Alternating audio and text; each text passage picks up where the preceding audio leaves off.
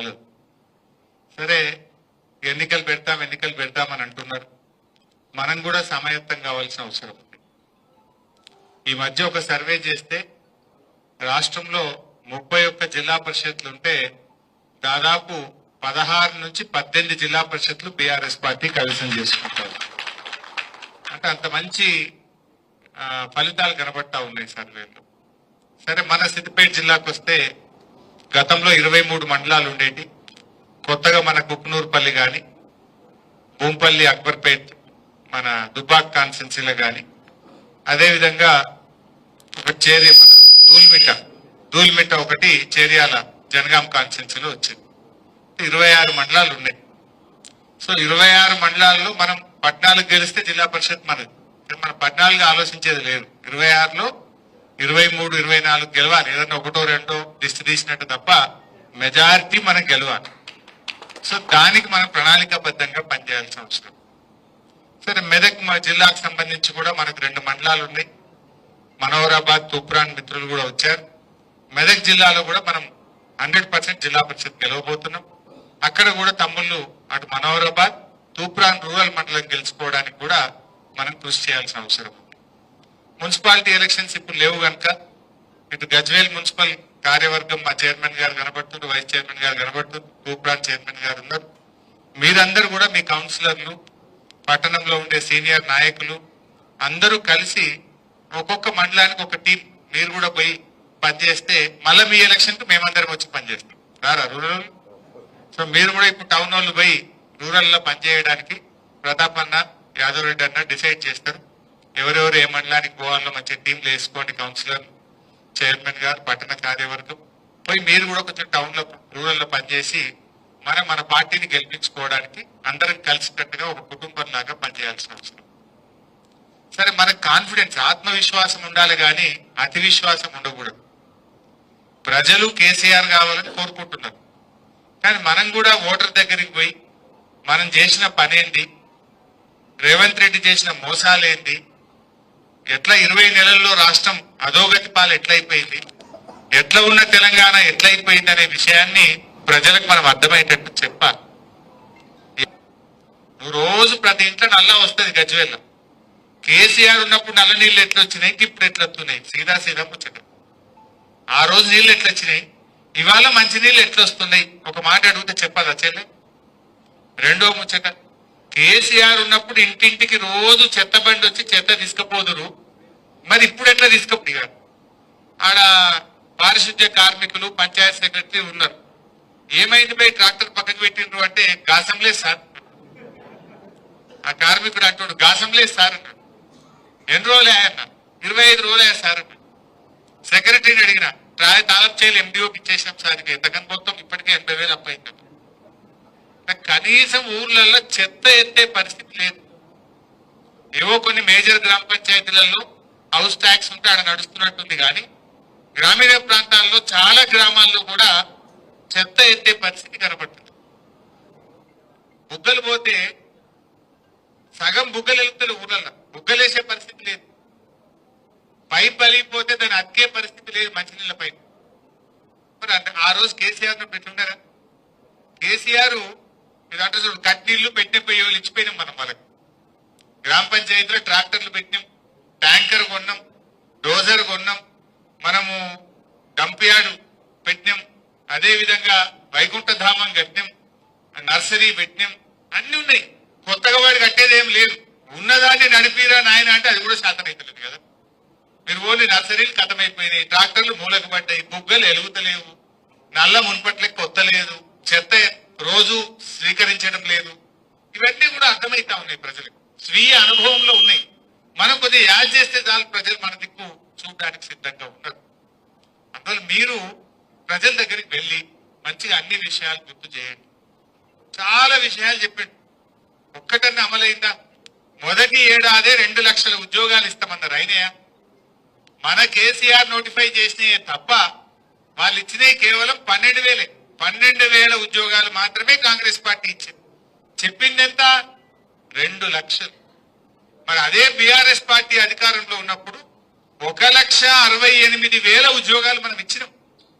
కానీ వీళ్ళు అబద్ధాలు చెప్పి మేము ఒక్కటే ఏడాది 2 లక్షలు నింపుతామని చెప్పి పిల్లల్ని రెచ్చగొట్టి రాజకీయంగా వాడుకున్నారు. ఇప్పుడు అదే పిల్లలు తయారైంది. ఇప్పుడు రేవంత్ రెడ్డికి బుద్ధి చెప్తాం, మా దగ్గరికి అశోక్ నగర్ కు రాహుల్ గాంధీని పట్టుకొని వచ్చి ఈయన నమ్మమని చెప్పి రాహుల్ గాంధీతో నమ్మించిండు. మాకు చెప్పించి రాహుల్ గాంధీ చెప్తే నమ్ముతారని రాహుల్ గాంధీతో మేము ఏడాది 2 లక్షలు ఇస్తామని చెప్పిండు. గెలవగానే రాహుల్ గాంధీ ఢిల్లీలో పడ్డాడు. మళ్ళీ తెలంగాణ ముఖం చూస్తలేడు. రాహుల్ గాంధీ పత్తలేదు.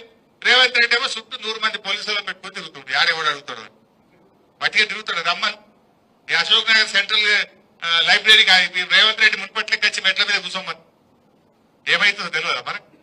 రాడిగా వచ్చే ధైర్యం లేదు. అట్లా నిరుద్యోగ యువతను మోసం చేశాం. మీరు ఒక విషయాన్ని బాగా చెప్పండి. మనం అనుకుంటున్నాం కానీ మొన్న నాకు సర్వేలో ఆశ్చర్యకరమైన ఫలితాలు నేను చూసిన ఏంటంటే, అవ్వా తాతలు భర్త చనిపోయిన వితంతువులు 4,000 పింఛన్ ఇస్తాడు వీడు మోసం చేసిండు అని మనకంటే గట్టిగా వాళ్ళే మాట్లాడుతున్నట్టు. మీరు వాళ్ళకి చెప్పాల్సిన అవసరం ఉంది. 4,000 అన్నాడు, మోసం చేసిండు అని చెప్పాలి. 20 నెలలైంది కాంగ్రెస్ గవర్నమెంట్ వచ్చి. మీకు తెలియని ఆశ్చర్యకరమైన విషయం ఏంటంటే, కొత్తగా ఒక్క పింఛన్ ఇయ్యలే, కానీ 2 లక్షల పెన్షన్ లేపేశాడు. 2 లక్షల పెన్షన్లను తీసేసింది కాంగ్రెస్ ప్రభుత్వం. కొంతమంది చనిపోయిందనే పేరు మీద, కొంతమందికి పిల్లలకు ఉద్యోగాలు ఉన్నాయనే పేరు మీద, కొంతమందికి భూములు ఎక్కువ ఉన్నాయనే పేరు మీద పెన్షన్లను కోతలు పెట్టింది తప్ప కొత్తగా ఒక్క పింఛన్ ఇచ్చినాడే కాంగ్రెస్ వచ్చినప్పుడు. 20 నెలల్లో ఒక్క పింఛన్ ఇచ్చిండ్రా. ఆ రోజు ఏమన్నారు? ఇద్దరికి ఇస్తాం, అవ్వకిత్తాం, తాతకిత్తాం, ముసలోనికి ఇస్తాం, ముసల్దానికి ఇస్తాం, ఇంటికి 2 ఇస్తాం, 4,000 ఇస్తాం. మరి 4,000 దిక్కు లేదు, ఇంటికి 2 దిక్కు లేదు, భర్త చనిపోతే వితంతువురాలికి కొత్త పెన్షన్ ఇచ్చింది లేదు, పైగా 2 లక్షల పెన్షన్లు నేరేసింది. మీరు ఏ ఊళ్ళోనైనా చెక్ చేయండి, పోయిన పెన్షన్లు కనబట్టే తప్ప కొత్తగా ఇచ్చింది ఒక్కటి కూడా ఉండదు. బీడీ కార్మికులకు ఇస్తలేదు. అసలు భర్తలు చనిపోయి ఏడాది అర్థం 2 ఏళ్లకెళ్ళి ఎదురు చూసేవాళ్ళకి కూడా ఇలా పెన్షన్లు వస్తాయి. అంటే ఈ రకంగా వాళ్ళందరినీ మోసం చేసింది. ఇది మీరు గుర్తు చేయాల్సిన అవసరం. వృద్ధులకు వితంతువులకు చెప్పాలి. పైగా 20 నెలల్లో 2 నెలల పెన్షన్ ఎక్కువ. మధ్యలో పోయినసారి ఒకటి, ఈ సంవత్సరంలో ఒకటి, 30 తారీఖు ఇస్తాడు, ఒకటి 3 తారీఖు ఒక నెల ఇస్తాడు, కథ మధ్యలో ఒకటి ఎగిరిపోతుంది. అట్లా పెన్షన్లను 2 నెలల పెన్షన్ ఎగిరిపోతుంది. 4,000 మాట ఉంచి కానీ ఇచ్చేది కూడా 2 నెలలు ఎక్కువ. ఈ విషయాన్ని మీరు తీసుకెళ్ళండి. ఇంటికి 2 అన్నారు, నౌకరున్నా ఇస్తామన్నారు, నౌకరున్నా ఇస్తా అన్నాడు. ఈ రకంగా ఏ నోటికి వచ్చినట్టు మాట్లాడిండ్రు. ఇవాళ ముఖం చాటేసిన పరిస్థితి. రైతుల విషయంలో నాకంటే ఎక్కువ మీకే తెలుసు. కేసీఆర్ ఉండగా ఎప్పుడైనా ఎరువుల కోసం మళ్ళీ చెప్పులు లైన్లో పెట్టినారు, పాస్ పుస్తకాలు లైన్లో పెట్టినారు. ఇవాళ ఏం జరుగుతుంది? ఎకరానికి ఒకటే సంచి ఇస్తారట. లైన్లో పెట్టి నిలవడంగా 3 ఎకరాలు ఉంటే 3 సంచులు, 2 ఎకరాలు ఉంటే 2 సంచులు అంటారు. మనం ఉండగా ఎన్నడన్నా ఏ రోజన్నా ఎరువుల కోసం లైన్లో నిలబడ్డ రోజు చూసినామా? 10 ఏళ్ల కేసీఆర్ పాలన. కాంగ్రెస్ వచ్చింది, మళ్ళీ చెప్పులు లైన్లోకి వచ్చింది, మళ్ళా పాస్బుక్ లైన్లో పెట్టే కాడికి వచ్చింది. ఇవాళ ఇంకొక మంచి విషయం కూడా మీరు చెప్పాలి. కేసీఆర్ ఉన్నప్పుడు రైతు బంధు స్టార్ట్ చేశాడు. కరోనా వచ్చింది, 2 ఏళ్లు ఆదాయం తగ్గింది, ఉద్యోగస్తుల జీతాలు ఆగినాయి, ఎమ్మెల్యేల జీతాలు ఆగినాయి, కానీ రైతు బంధు ఆగలే. కేసీఆర్ ఆగింది ఎప్పుడు? 11 విడతల్లో 73,000 కోట్ల రూపాయలు ఇచ్చిండు కేసీఆర్. కరోనా వచ్చినా, కష్టం వచ్చినా, పెద్ద నోట్లు రద్దయినా, ఎకానమీ స్లో డౌన్ అయినా రైతు బంధు మాత్రం ఆగలేదు. మరి రేవంత్ రెడ్డి ఎందుకు ఆపుతుండు? కేసీఆర్ ఏమో నాట్లకు ఇచ్చిండు, రేవంత్ రెడ్డి ఏమో ఓట్లకు ఇస్తుండ్రు. అవునా కాదా? అప్పుడు పార్లమెంట్ ఎలక్షన్ ముందు ఒకసారి ఇచ్చిండు, ఇప్పుడు పంచాయతీ ఎలక్షన్లకు ఒక్కోసారి ఇస్తుండు. మధ్యలో 2 కొట్టిండు. 4 పంటలు వచ్చినాయి, 2 ఇచ్చిండు, 2 కొట్టిండు. పార్లమెంట్ ఎలక్షన్ ముందు ఒకటి, పంచాయతీ ఎన్నికల ముందు ఒకటి, నడిమిట్ల 2 లేచిపోయింది. రేపు కూడా ఈ ఓట్లు డబ్బులు అవ్వటాక మళ్ళా రైతు బంధు ఆగమవుతుంది. ప్రజలకు మనం ఏం చెప్పాలంటే, రైతు బంధు సకాలంలో సక్రమంగా రావాలంటే కాంగ్రెస్ ను ఓడించాలి. ఏమంటాడు రేవంత్ రెడ్డి? నేను మధ్యలో 2 ఎగ్గొట్టినా 15,000 ఇస్తా అని చెప్పి 12,000 ఇచ్చినా నాకు ఓట్లు వేసినా నేనే కరెక్ట్ అనడా? మరి రేవంత్ రెడ్డికి ఏం బుద్ధి చెప్పాలి? బిడ్డ, నువ్వు నడిమిట్ల 2 ఎగ్గొట్టావు గనక నిన్ను ఓడగొడుతున్నాము, ఎరువు బస్తాలు ఇస్తలేవు గనక కాంగ్రెస్ పార్టీని ఓడగొడుతున్నాము, అదే విధంగా రైతులకు పంటల బీమా ఇస్తా అని మోసం చేసినావు గనక నిన్ను ఓడగొడుతున్నాము, కాళేశ్వరం మోటార్లు ఆన్ చేసి మా మల్లన్న సాగర్ కొండపోచమ్మకు నీళ్లు తెస్తలేవు గనక నిన్ను ఓడగొడుతున్నాము, ఇవన్నీ విషయాలు మనం రైతులకు అర్థమయ్యేటట్టు చెప్పాలి. అరే విత్తనాలు దొరకలే అదే మొన్న ఏమంటే పచ్చి రొట్టె విత్తనాలు జనము జీలుగు దొరికిందా? మనమేమో తీసుకపోండి ఎయ్యిండ్రి అని ఎంబడబడ్డారు మీ కోఆపరేటివ్ చైర్మన్ పల్లెలు. సంచులు తెచ్చి నెల ముందు స్టాక్ పెట్టాం మనం. ఇప్పుడు అరే పచ్చి రొట్టె విత్తనాలు కావాలంటే ధర పెంచిండ్రు, విత్తనం దొరకదు. ఇంత శాతగాని కాంగ్రెస్ విత్తనాలు సరఫరా చేయలేదు, ఎరువులియే శాత కాదు, పంటల బీమా అని మోసం చేస్తుంది, రైతు బంధు 2 సార్లు ఎగ్గొట్టిరి, రైతు బీమాకు 6 నెలలు పైసలు గట్టక అట్లాగం పట్టిత్తిరి, నీళ్లు ఇవ్వమంటే నీళ్లు ఇయ్యే శాత కాదు, కరెంటు చూస్తే మోటార్లు కాలుతున్నాయి, గంటకు ట్రిప్ అవుతున్నది. ఏం చేసిండ్రు రైతులకు మీరు ఒక్కసారి ఆలోచించారు. మనం ఉండగా ఎన్ని గోడౌన్లు కట్టి ప్రతి మండలానికి ఒక గోడౌన్ కట్టలే, ఎరువులు తెచ్చి స్టాక్ పెట్టలే. మరి ఇలా రైతులు ఎందుకు కాంగ్రెస్ పార్టీకి ఓటేయాలని నేను అడుగుతున్నా. రైతు బంధు ఎగ్గొట్టినందుక, పంటల బీమా ఎగ్గొట్టినందుక, రైతు బీమాకు ప్రీమియం చెల్లించినందుక, జనుము జీలుగు విత్తనాలు ఇవ్వ చేతగానందుక, ఎరువులు అందించినందుక, నీళ్లు ఇవ్వనందుక, మోటార్లు కాలినందుక ఎందుకు వేయాలి కాంగ్రెస్ పార్టీకి ఓటు అని నేను అడుగుతా ఉన్నా. ఇది మీరు చర్చ పెట్టాలి దయచేసి. రైతులు కలిసినాక నేను చెప్పిన దాంట్లో ఒకటైనా అబద్ధం ఉందా? కేసీఆర్ ఉండగా మోటార్లు కాలకపోవు.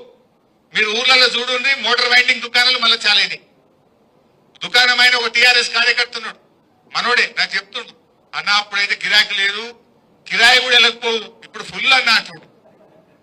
ఈ కాంగ్రెస్ వచ్చినాక ఎవడన్నా బాగుపడ్డాడు అంటే ఒక కరెంట్ మోటార్ వైండింగ్ దుకాణంలో ఒక్కడు బాగుపడ్డాడు. ఎవరికి గిరాకీ లేదు. నేను గజ్వేల రాగా చూసుకుంటూ వచ్చినప్పుడు 100 టూలెట్ బోర్డులు ఉన్నాయి, అన్ని దుకాణాలు ఎత్తిపోతున్నాయి, ఒక మోటార్ వైండింగ్ దుకాణాలు మాత్రం చెప్తారు. ఎందుకంటే మోటార్లు బాగా గాలిపోతున్నాయి, కరెంట్ సరిగ్గా వస్తుంది. కాంగ్రెస్ వచ్చినాక రివర్స్ అయిపోయింది మొత్తం. మీకు ఒకసారి గుర్తుందో లేదో పాతది నేను యాద్ చేస్తా. కేసీఆర్ ముఖ్యమంత్రి ఉన్నప్పుడు చంద్రబాబు నాయుడు ఆంధ్రాలో మాట్లాడింది ఒకసారి. అరే ఒకప్పుడు ఆంధ్రలో ఎకరం అమ్మితే తెలంగాణలో 10 ఎకరాలు వచ్చు, కానీ 10 ఏళ్లలో కేసీఆర్ ముఖ్యమంత్రి అయినాక ఇప్పుడు తెలంగాణలో ఎకరం అమ్మితే ఆంధ్రలో 10 ఎకరాలు వస్తుంది అని ఎవరన్నారు? చూసిందా మీరందరూ? ఇప్పుడు రేవంత్ రెడ్డి వచ్చి 2 ఏళ్లు కాలే, సీన్ రివర్స్ అయింది. అయిందాకా లేదా? మొన్న నేను సిద్దిపేట పోయినా, గంగాపూర్ అని చిన్నకోడూరు మండలం గంగాపూర్ ఊరికి పోయినా. ఒక మన కార్యకర్త చనిపోతే మాట్లాడించడానికి పోయినా. కొద్దిసేపు మాట్లాడినాక కూర్చున్నాం. ఏం సంగతి అన్నాక ఎరువులు ఈ బాధలన్నీ చెప్పుకుంటా, ఎవడైనా లగ్గం ఉండి అమ్ముకుందామంటే భూమి అంతలేదు సార్. ఏమైతుందంటే 40 లక్షలకి అడుగు తీయలేదు, ఇప్పుడు 20కి ఇస్తామంటే కూడా ఎవడు వస్తలేడు అన్నాడు. అంటే ఇప్పుడు ఏమైంది? సీన్ రివర్స్ అయింది. ఆడ చంద్రబాబు నాయుడు అయింది, రేవంత్ రెడ్డి అయింది. ఇప్పుడు ఏమైతుంది? ఇప్పుడు మళ్ళా ఆంధ్రలో ఎకరం అమ్మితే తెలంగాణలో 2 ఎకరాలు వస్తుంది. అయిందా లేదా? గజ్వేల్లో మీ అందరికి అనుభవమే ఉంటుంది. రేట్లు తగ్గినాయా పెరిగినాయా? ఎంత తగ్గినాయి? సగానికి సగమైంది. ఇంకా 2 ఏళ్ళు ఉంటే ఇంకేమవుతుందో. దోసాల్లో సగమైంది. ఈ రేవంత్ రెడ్డి ఇంకో ఏడాది 2 ఏళ్ళు ఉంటే ఇంకెంత తగ్గుతుంది? బేరాలు బంధు, కార్లు గుంజుకపోతున్నారు, మోటార్ సైకిళ్లకు ఇన్స్టాల్మెంట్లు లేవు, దుకాణాలు బంద్ అయిపోయినాయి, డీజిల్ కు పైసలు లేవు, బేరాలు లేవు, కొత్తగా ఇల్లు కట్టేవాడు లేడు, ప్లాట్ కొనేటోడు లేడు. ఎవడన్నా అవసరం పడి భూమి అమ్ముకుందామంటే కొనే దిక్కు లేదు. నిజమేనా? ఇది రేవంత్ రెడ్డి పాలన పుణ్యం. ఎవరు తృప్తిగా ఉందను? ఎవరికి నువ్వు మేలు చేసినావు? సీన్ రివర్స్ అయిందా లేదా? అదే చంద్రబాబు నాయుడు ఆ రోజు ఏమన్నాడు? ఎకరం అమ్మితే తెలంగాణలో ఆంధ్రలో 10 ఎకరాలు వస్తుందని. ఇప్పుడు ఎందుకు 2 ఏళ్లలోనే ఎందుకు ఆగమైపోయింది తెలంగాణ? 2 ఏళ్లలోనే ఎందుకు రివర్స్ అయింది తెలంగాణ? పాలన చేతగాక దిక్కుమాలిన మాటలు, దిక్కుమాలిన అక్రమ కేసులు, ఆగమాగం చేస్తే గిట్ల అయిపోతుంది. అంటే నాయకుడు కేసీఆర్ అంటే ఎట్లా ఉండో ఇలా ప్రజలకు అర్థమవుతుంది. అందుకే ప్రతి ఒక్కరు కోరుకుంటున్నారు మళ్ళీ కేసీఆర్ ముఖ్యమంత్రి కావాలని కోరుకుంటున్నారు. ఇవన్నీ విషయాలు మీకు తెలియని కావు.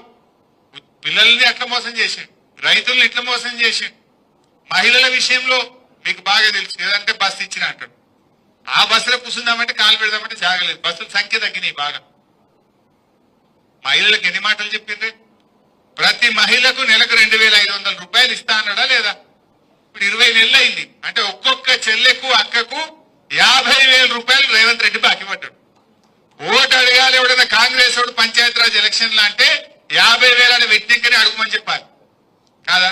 20 నెలలు ఇంటూ 2,500 అంటే 50,000 బాకీ పడ్డాడు ఒక్కొక్కరు. అదే విధంగా మహిళలకు కేసీఆర్ 1,00,000 రూపాయలు ఇస్తుంటే మేము తులం బంగారం కలుపుతామన్నాడు. బంగారం 1,00,000 అవుతుంది. లక్షకు లక్ష 2 లక్షలు ఇవ్వాలని వద్దా ఇచ్చిండా తులం బంగారం పత్తా లేకుండా వీకింది మూడవ ముచ్చట ఆడపిల్లలకు స్కూటీ ఇస్తాను వచ్చిందా లేదు నాలుగో ముచ్చట దవాఖాన పోతే కేసీఆర్ కిట్ ఇచ్చి కడుపు నిండి అన్నం పెట్టి ఇంటికాడ దించాడు ఉందా కిట్ ఇప్పుడు అది బంద్ అయిపోయింది ఇట్లా ఏ విషయం చూసినా మహిళలకు వడ్డీ లేని రుణాల గురించి ఏదో బాగా మాట్లాడుతున్నారు మీకు విషయం ఐడియా ఉండాలి 1,00,000 కోట్ల వడ్డీ లేని రుణం ఇస్తా అన్నాడు ఒక గ్రూప్ 20 లక్షలు అప్పు తెచ్చుకుందనుకో 20 లక్షలకు వడ్డీ లేని రుణం ఇస్తున్నారా ఇస్తలేదు 5 లక్షలకే పరిమితం చేశాం అది పాత ముచ్చిందేనే కేసీఆర్ ఇచ్చిందేనే కొత్తగా ఇచ్చేది కేసీఆర్ ఉన్నప్పుడు కూడా 5 లక్షల వరకు వడ్డీ లేని రుణం ఉన్నది మనం ఉన్నప్పుడు కూడా ఒక్కొక్క గ్రూప్ కి 20 లక్షలు 30 లక్షల లోన్లు ఇచ్చినాము కొత్తగా కాంగ్రెస్ చేసిందేమీ లేదు నిజంగా నువ్వు 1,00,000 కోట్ల వడ్డీ లేని రుణం అంటే ఆ గ్రూప్ 20 లక్షల లోన్ తీసుకుంటే 20 లక్షలకు వడ్డీ లేని రుణం ఇవ్వాలి 30 లక్షలు తీసుకుంటే 30 లక్షలకు వడ్డీ లేని రుణం ఇవ్వాలి కానీ వాళ్ళు ఇస్తున్నది గదే 5 లక్షలకు 2-3 సార్లు నేను ప్రెస్ మీట్ పెట్టి గట్టిగా దబాయించి అడిగిన రేవంత్ రెడ్డిని సీతక్కను నోరిప్పలేరు నేను అడిగిన ప్రశ్నకు సమాధానం చెప్తలేరు ఎందుకు గదే 5 లక్షలు మనం ఇచ్చింది తప్ప కొత్తగా ఇచ్చిందేమీ లేదు మహిళలందరినీ కూడా మోసం చేసిండ్రు 2,500 మోసం చేసిండ్రు తులం బంగారం మోసం చేసిండ్రు స్కూటీ అని మోసం చేసిండ్రు 1,00,000 కోట్ల వడ్డీ లేని రుణమని మోసం చేసిండ్రు ఈ రకంగా మహిళలందరినీ కూడా అబద్ధాలు చెప్పి మోసం చేస్తా ఉన్నారు ఈ విషయాలు కూడా మీకు తెలియని ఏం కావు అంటే యువతకు మోసం మహిళలకు మోసం రైతులకు మోసం ఏ వర్గం ఒక పలాని వర్గానికి ఒక మంచి పని చేసిన అనేది లేదు ఇలా గజ్వేల్ ఉంది కేసీఆర్ గారు ఉంటే ఎటు చూసినా పనే ఉంటుండే ఇప్పుడు 20 నెలలు అయిందే ఒక్క ఊర్లోనైనా 20 రూపాయల పని కనబట్టదా ఒక బిల్డింగ్ కట్టిందో ఒక స్కూల్ క్లాస్ రూమ్ కట్టిందా ఒక క్లాస్ రూమ్ కట్టిందా ఒక స్కూల్ రూమ్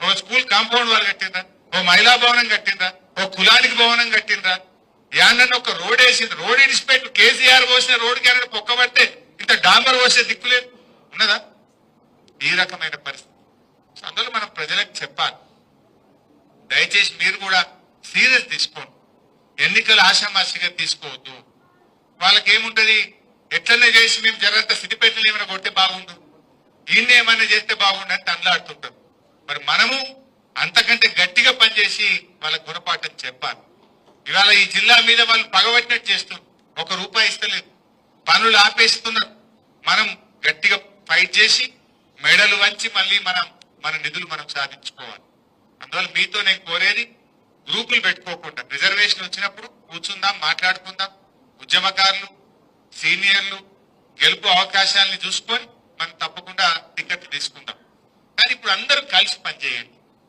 మున్పట్లకి ఇప్పుడు ఏమీ ఆమ్దాని కూడా లేదు ఎక్కువ తక్కువ ఖర్చు పెట్టి అన్ని అప్పులైతే ఇప్పుడు ఒక సామెత ఉంటుంది చూడు రాజకీయాల్లో గెలిచినోడేమో తలపెట్టుకుని ఎడతాడట ఓడిపోయినోడేమో కుల్లా ఎడతాడట బజార్లో ఎందుకంటే వీరికి అప్పులే వానికి అప్పులే ఇద్దరికి అప్పులే అవుతాయి సో బేరాలు కూడా ఏం నడతలేవు మున్పట్లకి నడుతున్నాయా అందువల్ల ఆగభాగం ఇప్పటి నుంచే ఖర్చు పెట్టకుంది నోటిఫికేషన్ వచ్చినాక చేద్దాం ఇప్పుడు మాత్రం ఒక టీం వేసుకొని అన్ని ఊర్లలోకి పోయి అన్ని విషయాలు ప్రజలకు గుర్తు చేయండి ఆ రోజు మంచినీళ్ళు ఎట్లా వచ్చినాయి ఆ రోజు చెత్త సేకరణ ఎట్లా జరిగింది ఆ రోజు కేసీఆర్ కిట్ ఎట్లా వచ్చింది దవాఖానాలలో అప్పుడు ఎట్లా మందులు ఉండే ఇప్పుడు దవాఖానాలు ఎట్లా ఖరాబ్ అయిపోయినాయి ఇవాళ నీళ్లు అంటే యాదికి వచ్చింది ఓ రోజు నేను ఎక్కడో ఉన్నా ప్రతాప్ అన్న ఫోన్ చేశాను అన్న మా కూడెల్లి వాగులకు నీళ్లు కావాలి మొత్తం ఎండిపోతున్నాయి పొలాలన్నీ ఆగమవుతున్నాయి అంటే కేసీఆర్ గారికి ఫోన్ చేస్తే ఈ కొడకండ్ల కాడ గేట్ లేదు మిషన్ పెట్టి కాలువను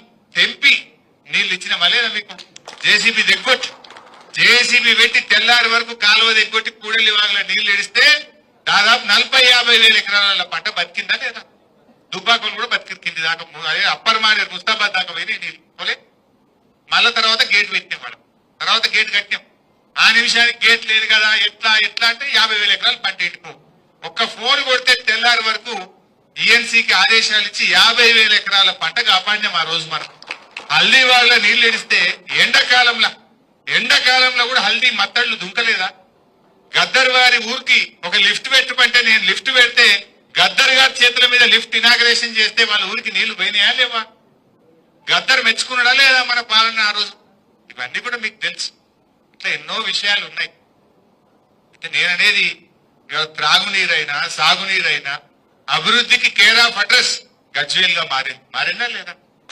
ఇవాళ ఈ గజ్వేల్ యొక్క ప్రతిష్టను గౌరవాన్ని పెంచింది బీఆర్ఎస్ పార్టీ, పెంచింది మన కేసీఆర్.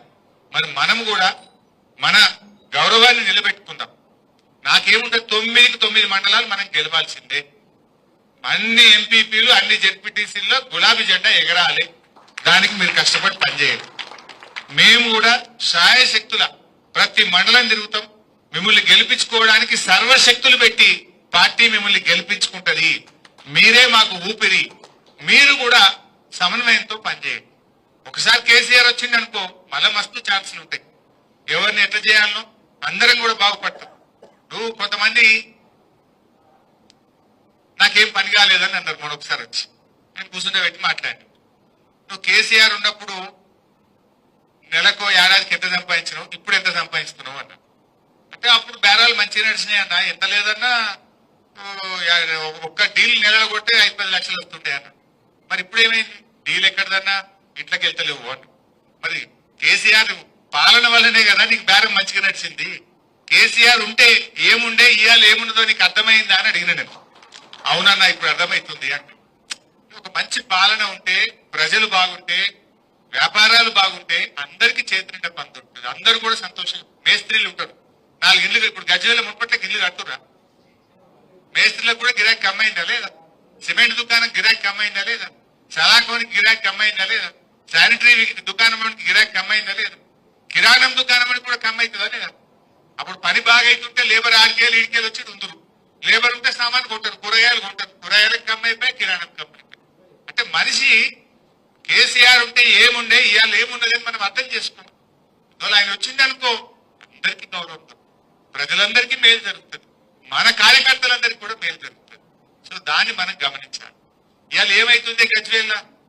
ఇసుక ట్రాక్టర్ కనబడితే వసూలు, మట్టి కొడితే వసూలు, పోలీస్ స్టేషన్ పోతే వసూలు, అన్నిటికీ రేట్లు అయిపోయినాయి. అదేవా కొత్త పనులేం లేవు. వసూలు పట్టీలు, అక్రమ కేసులు. ఇంతకు మించి ఏమైనా అవుతుందా గజ్వేల్?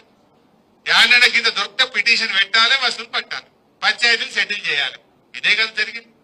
ఏమైనా జరిగిందా? దయచేసి మీరు ఆలోచన చేయండి. అందువల్ల మంచి టీంలు వేసుకోండి. టీంలు వేసుకొని ఒక ప్రణాళికబద్ధంగా పనిచేయండి. మనలో మన గ్రూప్లు వద్దు. తర్వాత మనం ఒక్క సీట్ ఓడిపోయినా బాధపడేది మీరే. మళ్ళా మాకేముంటది? మా ఎంపీపీ గారు మండల ఆఫీసులో కూర్చుంటే ఎప్పుడైనా మేము కూడా వచ్చి కూర్చుంటాం. కార్యకర్తలందరినీ కలవడానికి అవకాశం ఉంటుంది. మనకు మండలంలో ఒక అడ్డా ఉండదా? ఏదైనా మంచి చెడు అయితే ఎస్ఐకో ఎండిఓకో ఫోన్ చేసి మన ఎంపీపీ మాట్లాడడా, మన జడ్పీటీసీ గట్టిగా మన కార్యకర్తల్ని కాపాడుకోవడం. అందువల్ల మనం అన్ని గెలవాలి, అన్ని మండలాలు గెలవాలి. అందరూ కూడా సహకరించండి. ఏ కార్యకర్తను కూడా మనం మిస్ చేసుకో, మనం కూర్చొని మాట్లాడుకుందాం మండలాల వారిగా. ఇప్పుడైతే మీరు ఒక టీం వేసుకొని మండల్ వైజ్ గా రోజు 4 ఊర్లో 3 ఊర్లో పోయి ప్రజల్ని కలవండి. ఉపాధి హామీ కూలీల దగ్గర పోయి మాట్లాడండి. ఇలా వాళ్ళు కూడా నారాజే ఉన్నారు. ఫీల్డ్ అసిస్టెంట్లకు జీతం రాక 4 నెలలే మంట మీద ఉన్నారు. వాళ్ళు వద్దన్నా మనకు పనిచేస్తారు. బీఆర్ఎస్ చేయరా? 4 నెలల నుంచి జీతం రాకపోతే కడుపు కాలితే ఎవడుకుంటాడే? టెక్నికల్ అసిస్టెంట్లు కావచ్చు, ఫీల్డ్ అసిస్టెంట్లు కావచ్చు, ఏపీఓలు కావచ్చు, 4 నెలలే జీతాలు రాక. మొన్నటిదాకా పారిశుద్ధ్య కార్మికులు, ఆ ఊడ్చేట వాళ్ళకి, సఫాయి వాళ్ళకి 3 నెలలే జీతాలు రాక. వాళ్ళు తిట్టుడే. ఈ రకంగా ఎవరిని చూసినా అంత ఆగమాగమే ఉన్నది. ఏ చక్కగా ఉన్నటువంటి పరిస్థితి లేదు. అందువల్ల మీరు కూడా అన్ని వర్గాలను కలుపుకోండి. రేషన్ డీలర్లు ఉంటారు, 4 నెలలే వాళ్ళ కమిషన్ రాక. రేషన్ డీలర్ల కమిషన్ రాక 4 నెలలే అవుతారు. వాళ్ళు ఫుల్ నారాజీ ఉంటారు. మీరు కదిలిస్తే చాలు బాధ పెడతారు. ఆశా వర్కర్లకు కదిలింది. అన్న మొన్న కలిసిరు, నువ్వు ఉన్నప్పుడు ఎంత మంచిగుంటే సార్, ఆరోగ్యమంతా ఉన్నప్పుడు ఆగమైపోయినాం సార్ అంటున్నాడు. అరే ఉన్నప్పుడు విలువ తెలియదు తల్లి, ఏదైనా మనిషి లేనప్పుడే విలువ తెలుస్తుందని నేను అంటే. అవునన్నా ఇప్పుడు అర్థమవుతుంది అన్న అంటు. అంటే ఇట్లా ప్రతి వర్గం, అది మీరు చిన్న పెద్ద తేడా లేదు. కింది నుంచి మొదలుకుంటే పై వాళ్ళ వరకు అన్ని వర్గాల్లో కూడా చాలా ఇబ్బంది ఉన్నది. ఆత్మీయ భరోసా అన్నారు. ఏది కూలీలకు కూడా నెలకి 12,000 ఇస్తామన్నారు. ఒక్క ఊరికేసిందే ఎగబెట్టింది కథ. ఒకటే ఊరికేసింది, అది కూడా 10-20 మందికి ఇచ్చింది. ఉపాధి హామీ పోయేటోళ్ళందరికీ ఇవ్వాలి కదా. ఒకరి ఇచ్చిండ్రు, అది ఒక్క ఊరికి ఇచ్చిండ్రు, కథం చేసింది.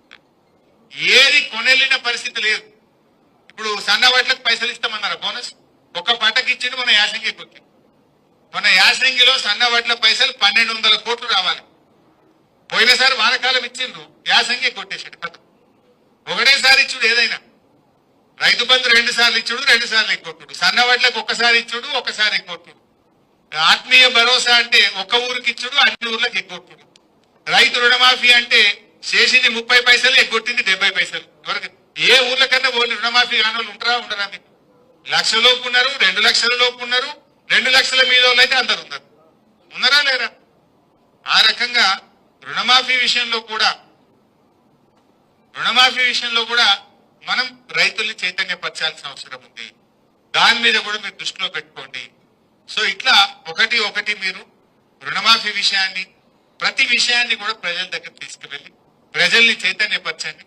కులాల వారీగా కలవండి. మీరు ప్రతి ఊర్లో కుల సంఘానికి భవనం కట్టిందా లేదా?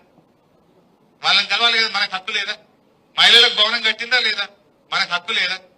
సో అసలు అట్లా అనేక కులాలకు, మహిళలకు, యూత్కు, అన్ని వర్గాలకు చర్చిలు కట్టినాం, మసీదులు కట్టినాం, మంచి రోడ్లు వేసినాం, చెట్లు పెట్టినాం, ఎన్నో పనులు మన ప్రభుత్వం చేసింది.